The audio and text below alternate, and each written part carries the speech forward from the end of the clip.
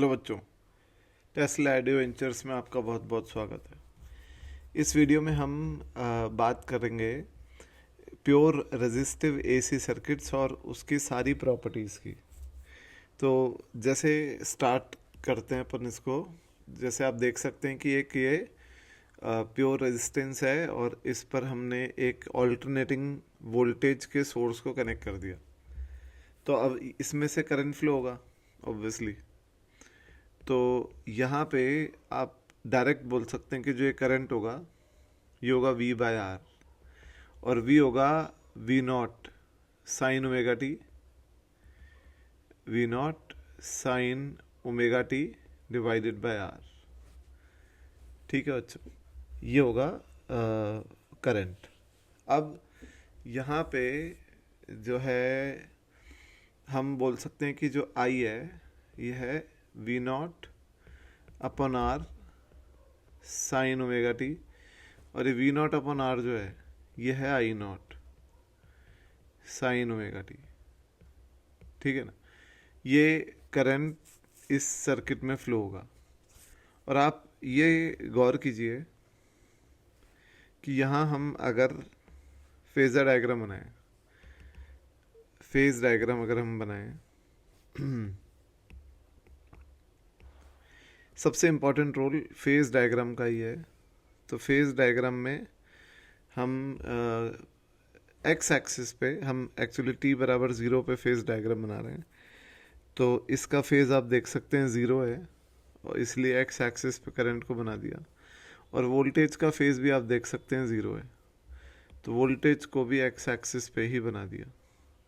तो हम सबसे पहले इम्पॉर्टेंट बात जो बोलेंगे, in pure resistive circuit, pure resistive circuit में जो फाई है, phase difference between voltage and current,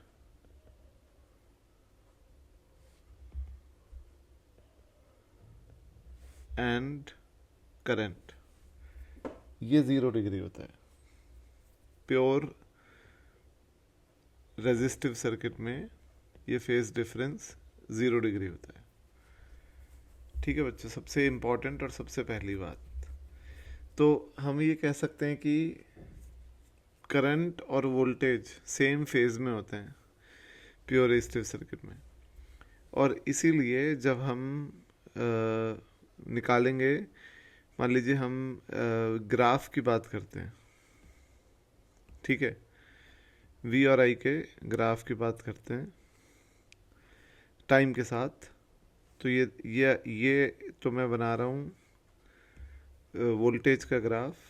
तो ये साइनसॉइडल ग्राफ होगा टाइम के साथ, और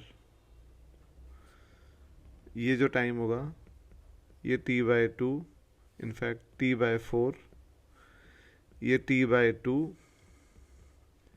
ये 3t/4 और ये t। ठीक है, और अगर मैं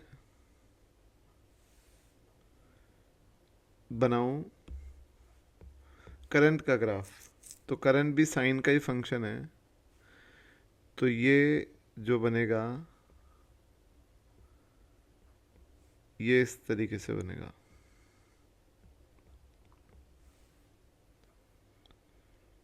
साइन का ही फंक्शन।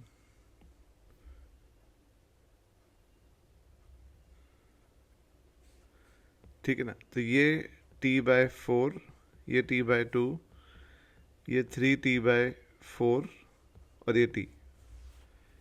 ठीक है, तो ये करंट का ग्राफ बन गया। तो हम ये बोल सकते हैं कि करंट और वोल्टेज सेम फेज में होते हैं। और अगर मैं पावर लॉस की बात करूँ, एवरेज पावर लॉस, तो वैसे तो हमने ये बात कर ली है पिछले वीडियो में, पर फिर एक बार हम करते हैं यहाँ पर कि यहाँ पर जो एवरेज पावर लॉस होगा वो होगा VRMS IRMS cos फाई, और यहाँ पर cos फाई जिसको हम पावर फैक्टर भी बोलते हैं, ये 0 होगा, इनफैक्ट 1 होगा, क्योंकि यहाँ पर फाई है 0 डिग्री, तो पावर फैक्टर यहाँ पर 1 होगा। तो यहाँ हम जो VRMS है उसको या IRMS को हम लिख सकते हैं VRMS अपॉन R, ठीक है ना। तो एवरेज पावर लॉस आप लिख सकते हैं VRMS into VRMS upon R cos phi 1, तो ये हो जाएगा VRMS का स्क्वायर बाय R, ठीक है। तो ये होता है बच्चों यहाँ पर average power loss in pure resistive circuit. और प्योर रेजिस्टिव सर्किट में ऑब्वियसली जो करंट और वोल्टेज है वो सेम फेज में होते हैं और पावर लॉस मैक्सिमम होता है, क्योंकि सिर्फ केवल रेजिस्टेंस ही है इस सर्किट में, इसलिए heat loss will be maximum. Thank you.